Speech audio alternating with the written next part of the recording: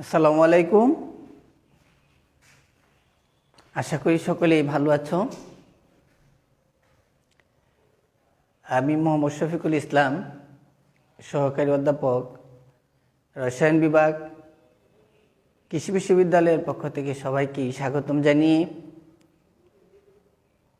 আমরা আমাদের আজকের কার্যক্রম শুরু করছি। আমি তোমাদেরকে রসায়ন দ্বিতীয় পত্রের অর্থনৈতিক রসায়নের বেশ 8টি ক্লাস নিয়েছি। আজকে আমরা 9 নম্বর ক্লাসটি নিব। আজকে আমাদের নির্ধারিত টপিকসটি হলো রিসাইকেল প্রণালী। রিসাইকেলের মধ্যে আমরা বেশ কয়েকটি পদার্থের রিসাইকেল নিয়ে আজকে আলোচনা করব। যেমন কাঁচ, কাগজ, প্লাস্টিক। আমি একটু লিখি: কাঁচ, কাগজ, প্লাস্টিক,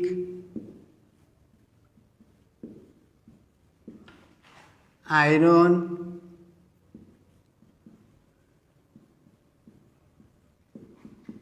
অ্যালুমিনিয়াম,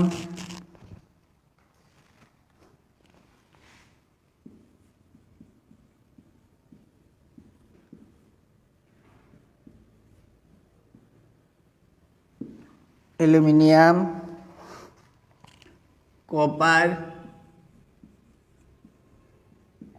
কপারের রিসাইকেল প্রণালী। রিসাইকেল প্রণালী নিয়ে আমরা আজকে কথা বলবো। তো এই রিসাইকেল প্রণালী পড়ানোর আগে আমাদের একটু জানা দরকার আছে যে বজ্র ব্যবস্থাপনায় 3টি ধাপ রয়েছে। বজ্র ব্যবস্থাপনায় 3টি ধাপ রয়েছে। ধাপগুলো কি কি? বজ্র ব্যবস্থাপনায় 3টি ধাপ রয়েছে।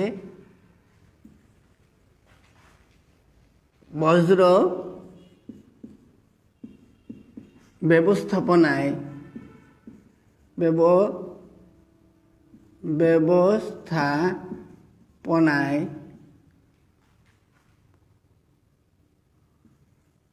3টি ধাপ রয়েছে।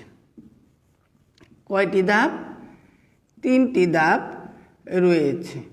সেই ধাপগুলো কি কি? 1 নাম্বার, বজ্র যে কোনো ধরনের পদার্থ নিয়ে আমরা যখন কাজ করি তখন সেখান থেকে কিছু বজ্র পদার্থ থাকে। সেই বজ্র পদার্থগুলোকে ব্যবস্থাপনা করতে গেলে আমাদের 3টি ধাপ রয়েছে। 1 নাম্বার ধাপ হলো হ্রাসকরণ।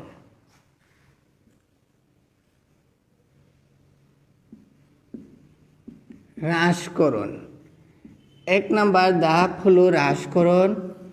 2 নাম্বার ধাপ হলো পুনর্ব্যবহার।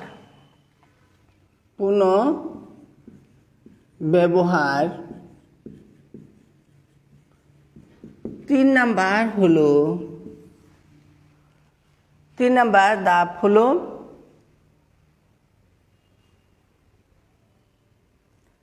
পুনঃপ্রক্রিয়াকরণ।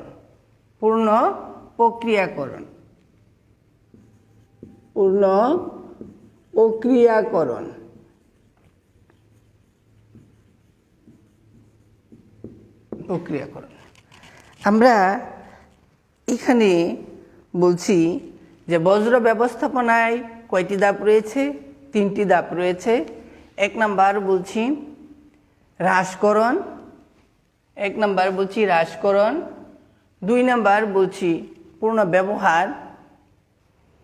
পুনর্ব্যবহার বা পুনঃপ্রক্রিয়াজাতকরণ। আরেকটি হলো পুনঃপ্রক্রিয়াকরণ। প্রক্রিয়াকরণ, এই 3টি ধাপ রয়েছে। যাই হোক, প্রথমে আমাদেরকে আজকে জানতে হবে যে রিসাইকেল বিষয়টি কি। রিসাইকেল বিষয়টি আমরা একটু বলবো, তাহলে তোমরা একটু শোনো সবাই। রিসাইকেল প্রণালী এমন একটি প্রক্রিয়া যার মাধ্যমে পুরাতন বা বজ্র পদার্থকে পরিবর্তন বা পুনঃপ্রক্রিয়াজাতকরণ করে নতুন পদার্থ সৃষ্টি করার মাধ্যমে পুনরায় তা ব্যবহার করা। আমি আবারও বলছি, রিসাইকেল কি? রিসাইকেল প্রণালী এমন একটি প্রক্রিয়া যার মাধ্যমে পুরাতন বা বজ্র পদার্থকে পরিবর্তন বা পুনঃপ্রক্রিয়াজাতকরণ করে নতুন পদার্থ সৃষ্টি করার মাধ্যমে পুনরায় ব্যবহার করা, এই হলো রিসাইকেল প্রণালী। মূল কথা হলো, রিসাইকেল প্রণালীটি হলো যে পুরাতন কোনো পদার্থকে আবার নতুন করে সেটাকে কি ব্যবহার করার উপযোগী করে তোলার নামই হলো রিসাইকেল প্রণালী। এখন আজকে আমরা প্রথমেই রিসাইকেল প্রণালীর মধ্যে কাঁচ রিসাইকেল প্রণালীটা পড়ব। কাঁচ রিসাইকেল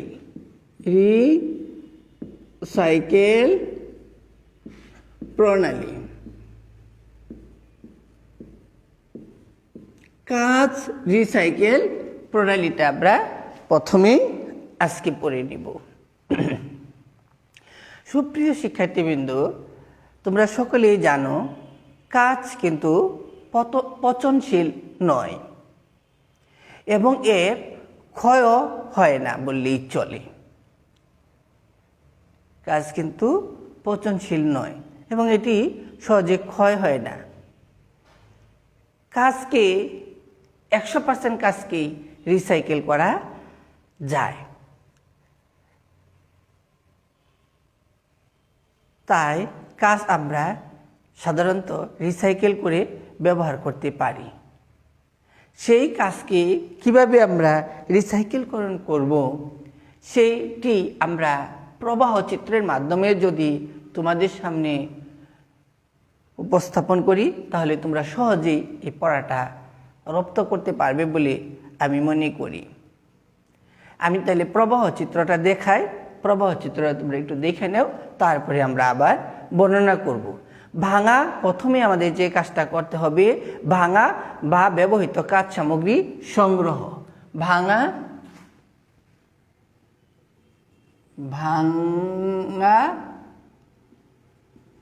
বা ব্যবহৃত কাঁচ সামগ্রী সংগ্রহ। প্রথমেই ভাঙা বা ব্যবহৃত কাঁচ সামগ্রী সংগ্রহ করতে হবে। তারপর সেই ভাঙা বা ব্যবহৃত কাঁচ সামগ্রীগুলো সংগ্রহ করার পর সেগুলোকে নিয়ে শ্রেণীবিন্যাস করতে হবে। শ্রেণীবিন্যাস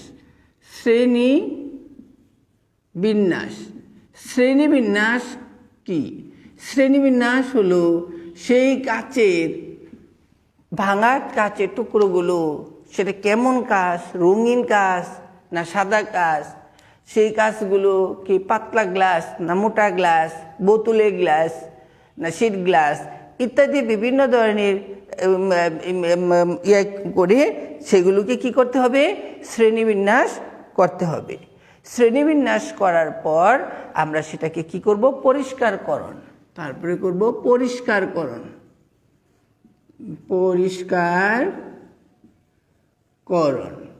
পরিষ্কারকরণে চলে যাব।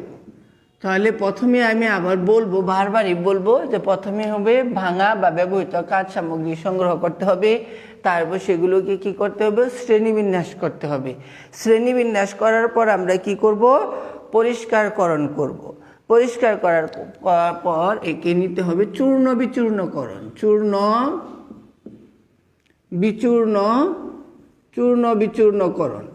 বিচূর্ণকরণ আমরা তারপরে ওইটাকে নিয়ে চূর্ণ বিচূর্ণকরণ করব। তাহলে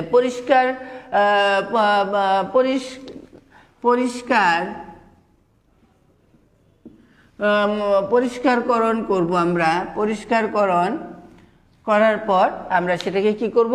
চূর্ণ বিচূর্ণকরণ করব। চূর্ণ বিচূর্ণকরণ করার পর আমরা তাকে নিয়ে যাব উচ্চ তাপে গলন। উচ্চ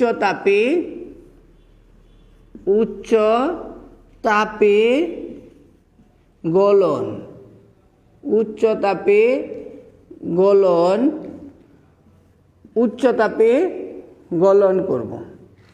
উচ্চ তাপে সেই পদার্থগুলোকে কি করব? আমরা গলাবো। গলানোর পর আমরা তাকে নিয়ে যাব ছাঁচে ঢেলে পণ্য উৎপাদন। ছাঁচে ঢেলে, এখান থেকে লিখি, ছাঁচে ঢেলে পণ্য উৎপাদন। ছাঁচে ঢেলে পণ্য উৎপাদন। ছাঁচে ঢেলে পণ্য উৎপাদন করব। তারপর আমরা গুদামজাতকরণে চলে যাব। কোথায় যাব?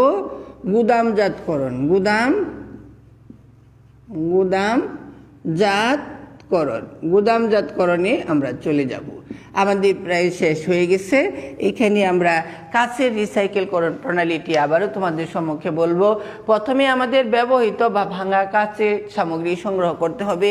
সেগুলোকে নিয়ে আমাদেরকে কি করতে হবে? শ্রেণীবিন্যাস করতে হবে। বিভিন্ন প্রকারের যে কাজগুলো সেগুলোকে আলাদা করতে হবে। শ্রেণীবিন্যাস করার পর আমরা সেটিকে কি করব? পরিষ্কারকরণ করব। পরিষ্কারকরণ করার পরে আমরা সেটিকে চূর্ণ বিচূর্ণকরণ করব। চূর্ণ বিচূর্ণকরণ করার পরে উচ্চ তাপে গলাবো। উচ্চ তাপে গলানোর পরে তাকে ছাঁচে ঢেলে পণ্য উৎপাদন করব এবং সেই পণ্য তারপরে গুদামজাতকরণ বা বাজারজাতকরণ করব। এভাবে আমরা ভাঙা কাঁচকে রিসাইকেলকরণ প্রক্রিয়ার মাধ্যমে আবার সেটাকে ব্যবহার উপযোগী করতে পারি। তাহলে আমরা আরেকটি রিসাইকেলকরণ প্রণালীতে চলে যাচ্ছি। তাহলে কাঁচের রিসাইকেলকরণ প্রণালী, আমার বিশ্বাস যে তোমরা সকলেই যারা এই মুহূর্তে আমার পড়াটি দেখছো তারা সকলেই বোঝার মতো একটি বিষয়, সহজ। এই প্রবাহ চিত্র, এটি কিন্তু প্রবাহ চিত্র বা ফ্লোশিটের মাধ্যমে আমাদের পড়াগুলো আমরা খুব সহজেই মনোযোগ দিতে পারি বা মানে পড়াগুলো মুখস্থ করতে পারি। তা আমরা কাঁচের রিসাইকেলকরণ প্রণালী করার পর আমরা এখন কাগজের রিসাইকেলকরণ প্রণালী পড়ব। কাগজের রিসাইকেলকরণ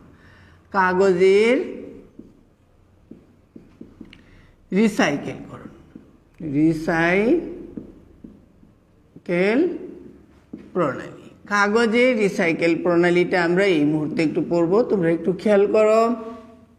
প্রবাহ চিত্রটি তোমরা সবাই খেয়াল করলে তোমরা পড়াটি বুঝতে পারবে।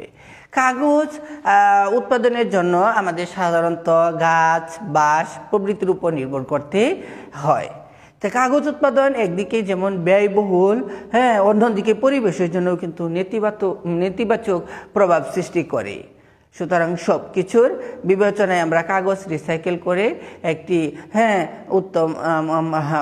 রিসাইকেল করা একটি উত্তম পদ্ধতি।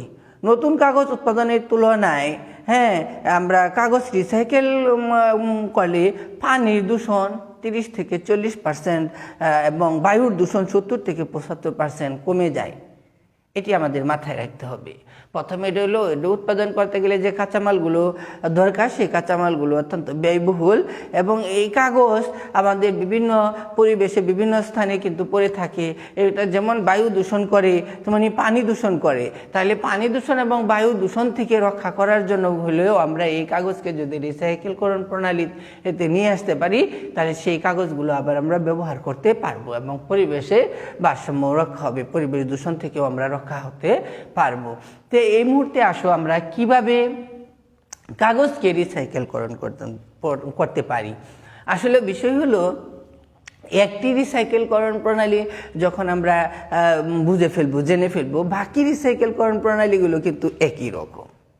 ঠিক আছে, একটু তোমরা সবাই দেখো, আমার সাথে দেখো। প্রথমে হইলো কাগজের রিসাইকেলকরণ প্রণালীটা আমরা পড়াচ্ছি প্রথমেই। তাহলে কাগজের রিসাইকেলকরণ প্রণালী এটা পড়তে গেলে কি করতে হবে? তাহলে প্রথমে আমাকে কি করতে হবে? পেপার সংগ্রহ করতে হবে। তাহলে আমাদের প্রথম হলো পেপার সংগ্রহ। প্রথমেই পেপার সংগ্রহ করতে হবে। যে আমাদের যে কাগজের টুকরাগুলো আছে সেই কাগজের টুকরাগুলোকে প্রথমেই কি করতে হবে? সংগ্রহ করতে হবে। আমরা কিন্তু কাচের রিসাইকেলকরণ প্রণালীর মধ্যেও বলছিলাম প্রথমে কিন্তু কাঁচা মানে ভাঙা বা ব্যবহৃত কাঁচ সামগ্রী কিন্তু সংগ্রহ করা। তেমনই এখানে পেপারে প্রথমে কি করতে হবে? আমাদের পেপারকে সংগ্রহ করতে হবে। সেই পেপার সংগ্রহ করার পর আমাদের যে দ্বিতীয় টপিকসটি সেটি ছিল শ্রেণীবিন্যাস। তাহলে এখানেও আমাদের শ্রেণীবিন্যাস, দ্বিতীয় টপিকসটি কি? শ্রেণীবিন্যাস অর্থাৎ যে পেপারগুলো আমরা সংগ্রহ করব সেই পেপারগুলোর মধ্যেও বিভিন্ন ধরনের কাগজ থাকবে। সেখানে রঙিন কাগজ থাকবে, সাদা কাগজ থাকবে, আবার প্লাস্টিক জাতীয় থাকবে, এই বিভিন্ন ধরনের কাগজ থাকবে। সেই কাগজগুলোকে আমাদের প্রথমে কি করতে হবে? শ্রেণীবিন্যাসকরণ করতে হবে। তারপরে করতে হবে আলাদাকরণ ও বিবর্ণকরণ। আলাদাকরণ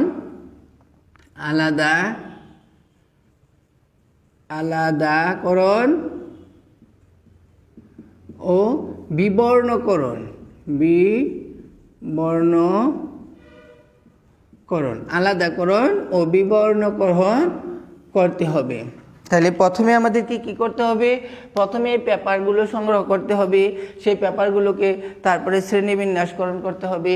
শ্রেণীবিন্যাসকরণ করার পরে আলাদাকরণ ও বিবর্ণকরণ করতে হবে।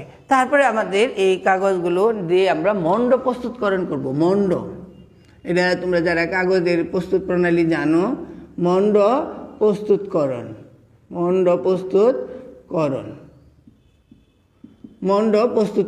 তারপরে আমরা মণ্ড প্রস্তুতকরণ করব, কাগজের মণ্ড প্রস্তুতকরণ করব। সেই মণ্ড প্রস্তুতকরণ করার পর আমরা সেই পেপারের শীট প্রস্তুতকরণ করব। পেপারের শীট প্রস্তুতকরণ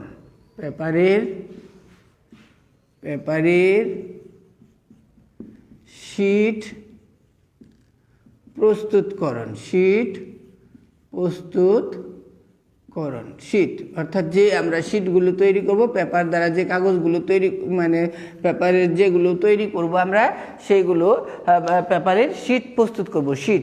শীট প্রস্তুতকরণ করার পরে এটিকে আমরা শুকিয়ে কাঙ্ক্ষিত আকারে কাটা। শুকিয়ে কাঙ্ক্ষিত আকারে কাটা।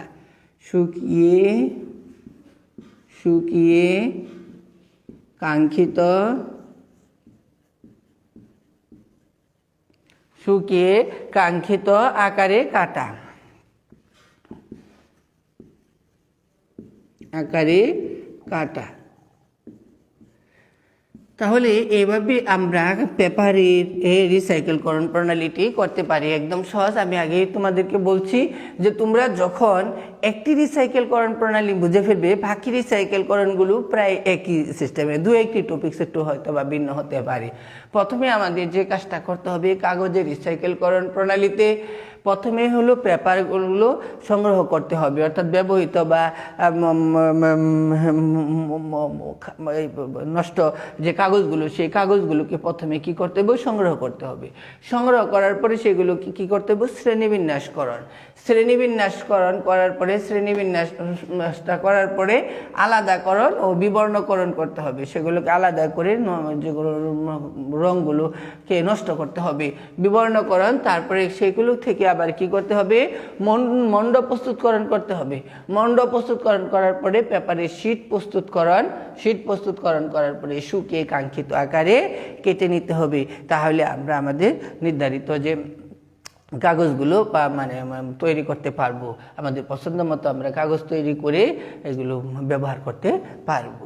এইভাবে আমরা আসলেও কাগজের রিসাইকেলকরণ প্রণালী করতে পারি। তাহলে কাগজ আমাদের পরিবেশের জন্য যে ক্ষতিকর, সে মানে বিভিন্ন আবর্জনায় যে পরিণত হয়, সেটিকে আমরা ব্যবহার করতে পারি আবার রিসাইকেলকরণ প্রণালীর সাহায্যে।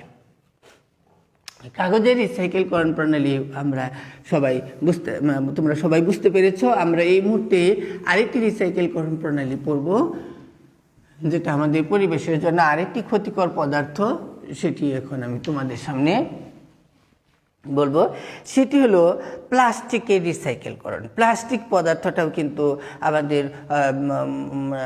মানে পরিবেশে এখানে সেখানে পড়ে থাকে, ফলে পরিবেশের ভারসাম্য নষ্ট হচ্ছে, পরিবেশের পানি দূষিত হচ্ছে, বায়ু দূষিত হচ্ছে, সর্বোপরি পরিবেশে একটি সমস্যার সৃষ্টি হচ্ছে।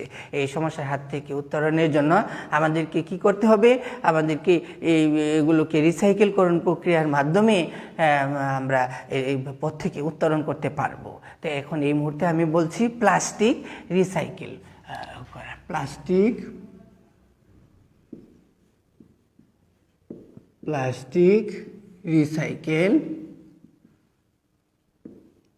রিসাইকেল প্রণালী। প্লাস্টিক রিসাইকেল প্রণালী আমরা এটি এখন তোমাদের সামনে বলবো। প্লাস্টিক রিসাইকেল প্রণালী। আমি প্লাস্টিক রিসাইকেল প্রণালীর মধ্যে বলবো যে প্লাস্টিক কিন্তু পচনশীল পদার্থ না হওয়ায় এটি পরিবেশের জন্য হুমকি স্বরূপ। প্লাস্টিক সামগ্রী উৎপাদনের চেয়ে রিসাইকেল করা ভালো। প্রথমে প্লাস্টিক সামগ্রী সংগ্রহ করে শ্রেণীবিন্যাস করতে হবে, এবং কিভাবে করতে হবে আমি সেটি আবার ফ্লো শিট বা প্রবাহ চিত্রের মাধ্যমে তোমাদেরকে যদি বলে দিই, তোমরা খুব সহজেই কিন্তু সেটা রপ্ত করতে পারবে। আমি আবারও বলছি, একই প্রক্রিয়া, একই সিস্টেমে। প্রথমে তাহলে কি করতে হবে? প্লাস্টিক সামগ্রী সংগ্রহ। প্রথমেই প্লাস্টিক সামগ্রী সংগ্রহ।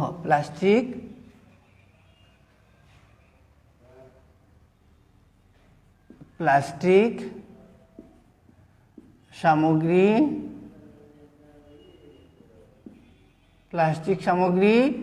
সংগ্রহ। প্রথমে হলো প্লাস্টিক সামগ্রী সংগ্রহ করতে হবে। প্রথমে আমাদের প্লাস্টিক সামগ্রী সংগ্রহ করতে হবে। তারপরে দ্বিতীয় টপিকটি আমরা সবসময় দেখে আসছি, শ্রেণীবিন্যাসকরণ। আমরা এখন লিখব শ্রেণীবিন্যাসকরণ।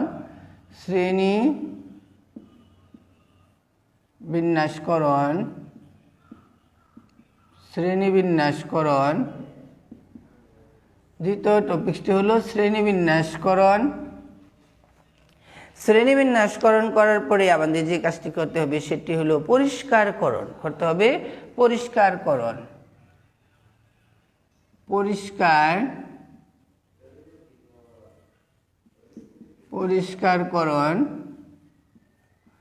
শ্রেণীবিন্যাসকরণ করার পরে আমাদেরকে যে কাজটি করতে হবে সেটা হলো পরিষ্কারকরণ। তাহলে প্রথমেই কি করতে হবে? প্রথমেই হলো প্লাস্টিক সামগ্রী সংগ্রহ করতে হবে, তারপর সেটিকে শ্রেণীবিন্যাসকরণ করার পরে সেটাকে আবার করতে হবে কি? পরিষ্কারকরণ করার পরে যান্ত্রিক প্রক্রিয়ায় টুকরোকরণ। যান্ত্রিক প্রক্রিয়ায়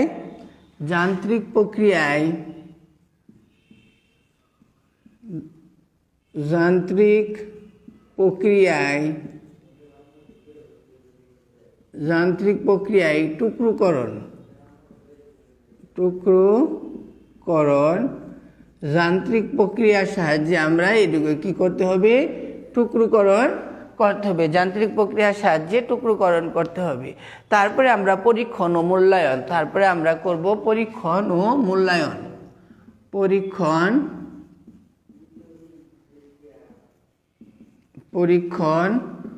ও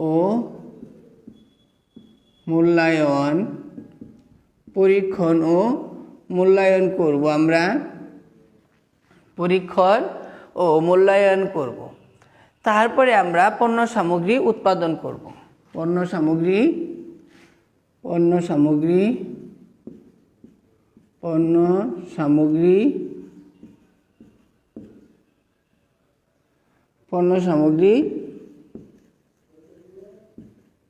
উৎপাদন। তো আমরা এই মুহূর্তে আমি আবারও প্লাস্টিকের রিসাইকেলকরণ প্রণালীটি তোমাদের সম্মুখে বলবো। তোমরা সবাই একটু খেয়াল করবে যে কিভাবে প্লাস্টিক সামগ্রী আমরা রিসাইকেলকরণ করতে পারি। প্রথমে আমাদের যে কাজটি করতে হবে, প্লাস্টিক সামগ্রী সংগ্রহ করতে হবে। প্লাস্টিক সামগ্রী সংগ্রহ করে সেটিকে কি করতে হবে? শ্রেণীবিন্যাসকরণ করতে হবে। শ্রেণীবিন্যাসকরণ এর সিস্টেমে আমি তোমাদেরকে বলছি যে কীভাবে শ্রেণীবিন্যাসকরণ করতে হয়। তারপরে এটিকে পরিষ্কারকরণ করতে হবে। পরিষ্কারকরণ করতে হবে। পরিষ্কারকরণ করার পরে আমরা যান্ত্রিক প্রক্রিয়ায় টুকরোকরণ, সেগুলোকে যান্ত্রিক প্রক্রিয়ার সাহায্যে আমরা টুকরোয় পরিণত করব, টুকরোকরণ করার পরে সেগুলো কি পরীক্ষণ ও মূল্যায়ন করব। পরীক্ষণ ও মূল্যায়ন করার পরে সেগুলো পণ্য সামগ্রী আমরা উৎপাদন করতে পারি। তো যাই হোক, আমরা এই মুহূর্তে কাগজ এবং প্লাস্টিকের রিসাইকেলকরণ প্রণালী পড়ছি। এই মুহূর্তে আমরা আরও কিছু রিসাইকেলকরণ প্রণালী পড়াই, তোমরা একটু খেয়াল করো। এই মুহূর্তে আমরা অ্যালুমিনিয়ামের রিসাইকেলকরণ প্রণালীটি তোমাদের সম্মুখে দেখাই, তোমরা একটু সবাই খেয়াল করো। কাহিনী আয়রনেরটা আগে দেখাই নি, তারপরে আবার আমরা অ্যালুমিনিয়ামেরটা বলে দিব। আমরা প্রথমে আয়রনের রিসাইকেলকরণ প্রণালীটা আগে দেখায়। আয়রন বেশি গুরুত্বপূর্ণ। আয়রন রিসাইকেলকরণ প্রণালী। আয়রনের রিসাইকেলকরণ প্রণালী এই বিষয়েও আমরা কিছু কথা বলতে পারি যে আমরা আয়রনের জন্য আমাদের আকরিকের উপর কিন্তু নির্ভর করতে হয়। আর আয়রন একটি প্রাকৃতিক সম্পদ এবং এর পরিমাণ একটি নির্দিষ্ট। আয়রন উৎপাদনের চেয়ে রিসাইকেল একটি সাশ্রয়ী এবং পরিবেশের জন্য কম ক্ষতিকর। বিভিন্ন উৎস থেকে আমরা ভাঙা, ক্ষয়প্রাপ্ত ও অব্যবহৃত আয়রন সামগ্রী সংগ্রহ করব, যেটা লোহা উৎপাদনকারী কারখানায় আমাদের প্রথমে কি করতে হবে, পৌঁছাতে হবে। তাই আমরা শুরু করে দিই যে কিভাবে এই আয়রনের রিসাইকেলকরণ প্রণালীটি তোমরা মনে রাখতে পারবে। আমরা একটু আগের মতো একটু দেখি। প্রথমেই দেখো আয়রন সামগ্রী সংগ্রহ। প্রথমে আয়রন সামগ্রী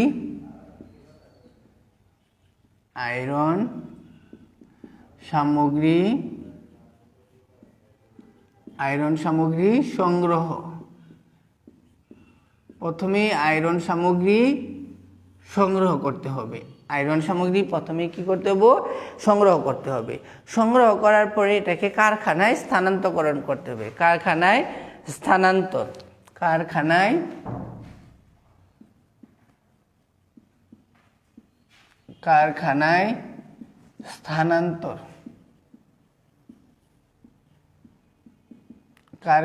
স্থানান্তর প্রথমে হলো আয়রন সামগ্রী সংগ্রহ, দ্বিতীয় হলো যে কারখানায় স্থানান্তর করতে হবে। তৃতীয় হলো আলাদাকরণ,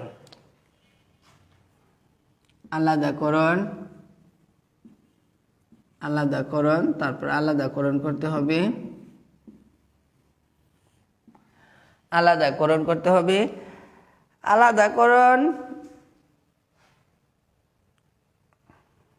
আলাদাকরণ, তারপরে চূর্ণ বিচূর্ণকরণ,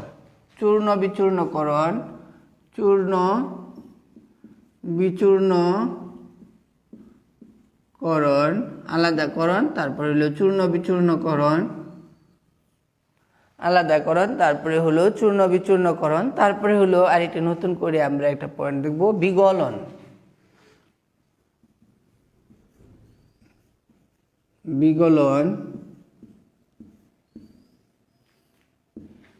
বিগলন করার পর আমাদেরকে পণ্য সামগ্রী উৎপাদন করতে হবে। পণ্য সামগ্রী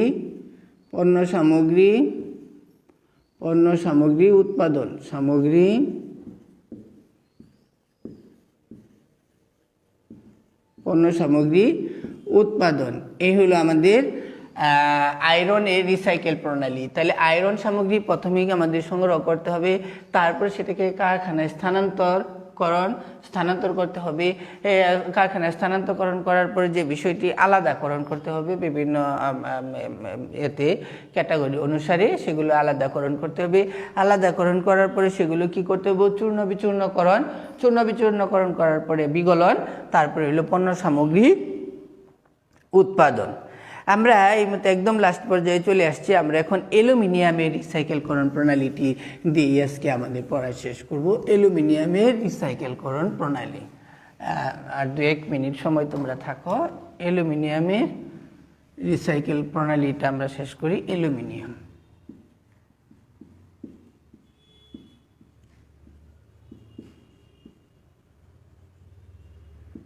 অ্যালুমিনিয়াম রিসাইকেল করণ প্রণালী। অ্যালুমিনিয়ামের রিসাইকেল করণ প্রণালী একদম সহজ।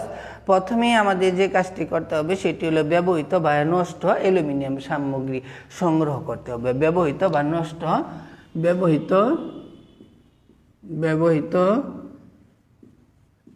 অ্যালুমিনিয়াম সামগ্রী সংগ্রহ, অ্যালুমিনিয়াম সামগ্রী সংগ্রহ করতে হবে। ব্যবহৃত অ্যালুমিনিয়াম সামগ্রী সংগ্রহ করতে হবে। সংগ্রহ করার পরে সেগুলোকে কি করতে হবে? মজুত করতে হবে, এক জায়গায় রাখতে হবে। মজুত করতে হবে। ব্যবহৃত অ্যালুমিনিয়ামের সামগ্রী প্রথমে সংগ্রহ করতে হবে, তারপরে একে মজুত করতে হবে। তারপরে চূর্ণ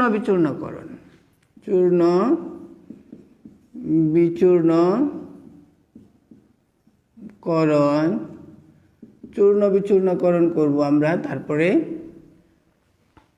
চূর্ণ বিচূর্ণকরণ করার পরেই করব আমরা বিগলন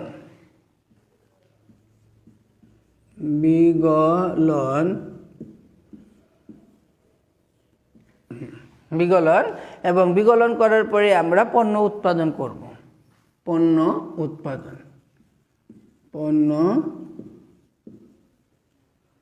উৎপাদন এই তাহলে আমাদের অ্যালুমিনিয়ামের রিসাইকেলকরণ প্রণালীটি একদম সহজ। কি সেটা? ব্যবহৃত অ্যালুমিনিয়াম সামগ্রী প্রথমে সংগ্রহ করতে হবে, তারপর মজুত করতে হবে, তারপরে কি করতে হবে? চূর্ণ বিচূর্ণকরণ করতে হবে। চূর্ণ বিচূর্ণকরণ করার পরে বিগলনের পরে পণ্য উৎপাদন। তাহলে আজকে আমরা আমাদের যে অর্থনৈতিক রসায়ন ছিল সেই অর্থনৈতিক রসায়নের রিসাইকেলকরণ প্রণালীর বেশ কিছু রিসাইকেলকরণ বিষয় নিয়ে তোমাদের সামনে আলোচনা করার চেষ্টা করছি। তোমরা সবাই যদি একটু মনোযোগ সহকারে শুনে থাকো, সবগুলো রিসাইকেলকরণ প্রণালী কিন্তু একই রকম। এটা প্রবাহ চিত্রগুলো যদি তোমরা একটু খাতায় লিখে ইয়ে করো, তাহলে আমার মনে হয় পড়াগুলো তোমাদের কাছে সহজ হবে বলে মনে করি। একদম এমনিও একটি সহজ চ্যাপ্টার, একটু যে কোনো শিক্ষার্থী নিজে পড়েই কিন্তু বোঝা যায়। তবুও আমরা একটু বলে দিছি যাতে তোমাদের সবার জন্য ভালো হয়। তো তোমরা সবাই একটু ভালো করে চেষ্টা করবে। তার পরবর্তী সময়ে যদি কোনো সমস্যা থেকে থাকে আমার সাথে মোবাইলে যোগাযোগ করবে, আমি তোমাদেরকে সেভাবে প্রশ্নের উত্তর দেওয়ার চেষ্টা করব। সবাই ভালো থাকবা, সুস্থ থাকবা এবং সুন্দর করে পড়ালেখা করবা। আল্লাহ হাফেজ। সবাই ভালো থাকো।